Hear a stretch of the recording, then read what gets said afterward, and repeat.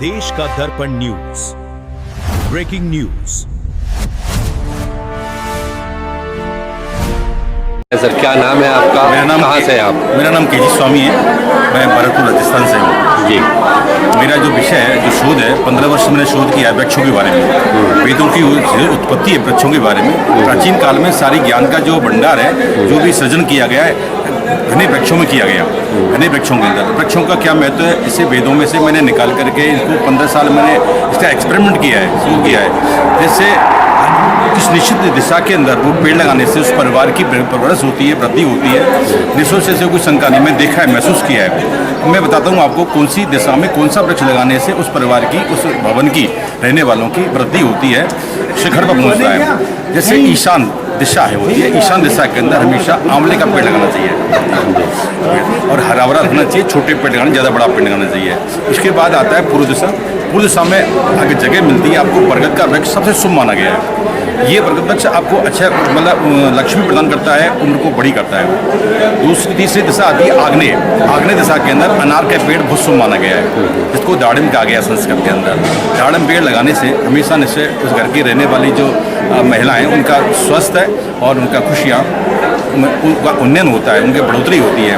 फिर दिशा आती है दक्षिण दिशा। दक्षिण दिशा के अंदर गूलर का पेड़ लगाने से वेदों में कहा गया है, वेद शास्त्र सम्मत है, गूलर पेड़ लगाने से उस परिवार के प्रौढ़ सदस्यों का विकास होता है, सुखी रहते हैं, संपन्न रहते हैं, स्वस्थ रहते हैं। इसके बाद आता है नैऋत्य दिशा। नैऋत्य दिशा के अंदर इमली का पेड़ बहुत शुभ माना गया है। अगर किसी व्यक्ति के दक्षिण पश्चिम में नैऋत्य दिशा के अंदर पेड़ मिलता है, जगह मिलती है, तो पेड़ जरूर लगाना चाहिए इमली का। इसके बाद दिशा आती है पश्चिम। पश्चिम दिशा के अंदर हमेशा सदैव पीपल का वृक्ष बहुत शुभ माना गया है। मैंने ऐसे कई वृक्ष लगाए, उनके बहुत अच्छे परिणाम प्राप्त हुए। जिनके घर के पश्चिम में पीपल लगा हुआ है, उनका मैंने देखा कि कैसे व्यक्ति आगे बढ़ा। इसके बाद दिशा आती है वायु। वायु की दिशा के अंदर बेलपत्र का पेड़ वेदों में बहुत शुभ माना गया है। उसके बाद में आती है उत्तर दिशा। उत्तर दिशा के अंदर वेदों बताया गया कटहल का वृक्ष और अशोक का वृक्ष बहुत शुभ माने गए। इन वृक्षों के दिशा में लगाने से बहुत ही असीम ऊर्जा प्राप्त होती है, शोक का नाश होता है, जैसा अशोक कहते हैं, और धन की वृद्धि होती है। इन वृक्षों के लगाने से इनमें कोई रुपया खर्च नहीं हो रहा हमारा, न किसी ज्योतिषी पास जा रहे हैं, न हमारी कुंडली देखनी पड़ रही है। केवल हमारा पूरे परिवार जो सदस्य रह रहे हैं, उन सभी सदस्यों की वृद्धि होती है। एग्जाम्पल मैं आपको बताता हूँ, मैं अपना एग्जाम्पल देना चाहता हूँ।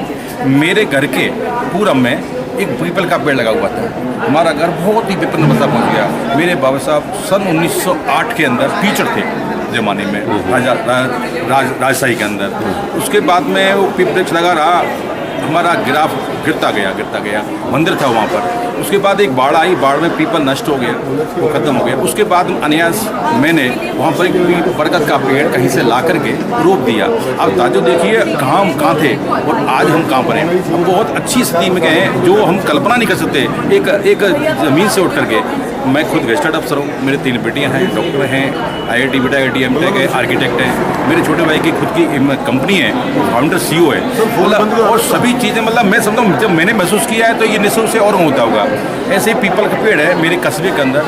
वो व्यक्ति बहुत ही ज़्यादा पैसा, अलग किस्म का व्यक्ति था जिससे कर्म नहीं करते, लेकिन जो पीपल का वृक्ष उसके पश्चिम में लगा, उसके घर की स्थिति अब अदस्ती हो गई। दोनों बेटों ने इतना विकास किया, प्रोग्रेस की, प्रॉपर्टी में काम किया, प्रॉपर्टी पैसा लगाया, पैसा डबल ट्रिपल होता गया। बहुत अच्छी स्थिति है। ऐसे ही वृक्ष मैं लगा रहा हूँ लोगों के। तो मैं वास्तु में काम करता हूँ। हम 3 काम करते हैं बेटियाँ। मेरी बेटी सिविल इंजीनियर है, IIT बेटा IIT एमटेक, एक बेटी आर्किटेक्ट, हम और मैं वास्तु में काम करता हूँ। तीनों मिलकर ही काम करते हैं, हमारी संस्था है। और इसके तहत से हम ये दावा करते हैं कि हम जो नक्शा बनाते हैं वास्तु से और वृक्षों का रोपण करते हैं, निश्चय से बहुत पूरे घर की वृद्धि होती है। ऐसा नहीं कि मेरी कुंडली अलग, बच्ची कुंडली अलग, पत्नी कुंडल, सभी पे उसका सकारात्मक प्रभाव मिलता है, क्योंकि उससे पॉजिटिव एनर्जी जनरेट होती है पेड़ों से। हमेशा पेड़ों नीचे कितनी शांति मिलती है आपको, जब भी जाओगे पेड़ों पास नीचे जाओगे, तो इसका कारण ये है कि पेड़ हमेशा पॉजिटिव एनर्जी जनरेट करते हैं, तभी असीम शांति प्राप्त होती है। धन्यवाद आपके लिए। संपर्क नंबर बताएं अगर कोई आपसे संपर्क करना चाहे अपनी समस्या के लिए। मेरा नाम है 94 13 11 34 36। मेरा संपर्क करें। मेरा नाम केजी स्वामी।